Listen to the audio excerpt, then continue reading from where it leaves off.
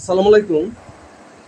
বাংলাদেশের সদ্য পতিত স্বৈরাচার শেখ হাসিনাকে ফেরানোর জন্য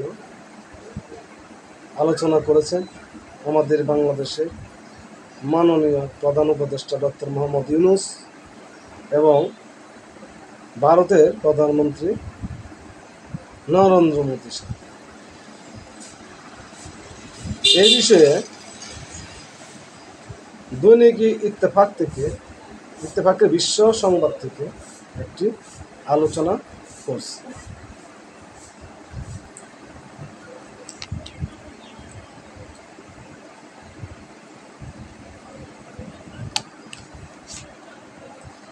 হাসিনাকে ফেরানো নিয়ে আলোচনা হয়েছে, আর কিছু বলা যাবে না।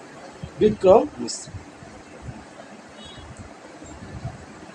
ছাত্র জনতা অভ্যুত্থানে শেখ হাসিনার ক্ষমতা চুক্তির পর শুক্রবার 4 এপ্রিল প্রথমবারের মতো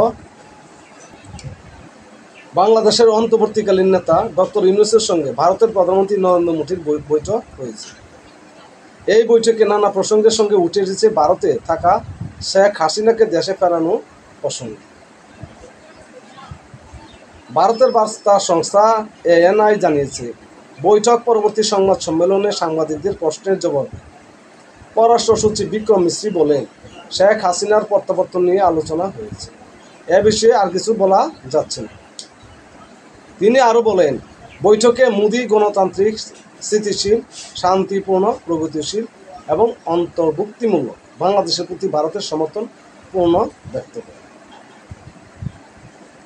নির্বাচিত সরকার ছাড়া আলোচনা করবেন না নরেন্দ্র মোদী পূর্বে বলেছিলেন এবং ভারতের পররাষ্ট্র মন্ত্রীও বলেছিলেন। বিক্রম মিশ্রি বলেন, মোদী আরও আহ্বান জানিয়েছেন, পরিবেশের ক্ষতি করে এমন যে কোনো বক্তব্য এড়িয়ে চলা ভালো।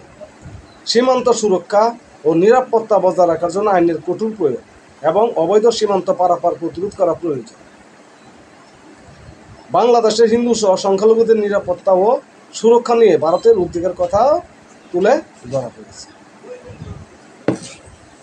উনি ভারতের প্রধানমন্ত্রী, বাংলাদেশের নাগরিকের নিরাপত্তা লইয়া যদি উনি ভাবে নিজে চরকায় তেল দিলে ভালো। আমাদের বাংলাদেশে তো বলতে পারত খ্রিস্টান, বৌদ্ধ এবং মুসলিমদের নিরাপত্তা বিধান করে।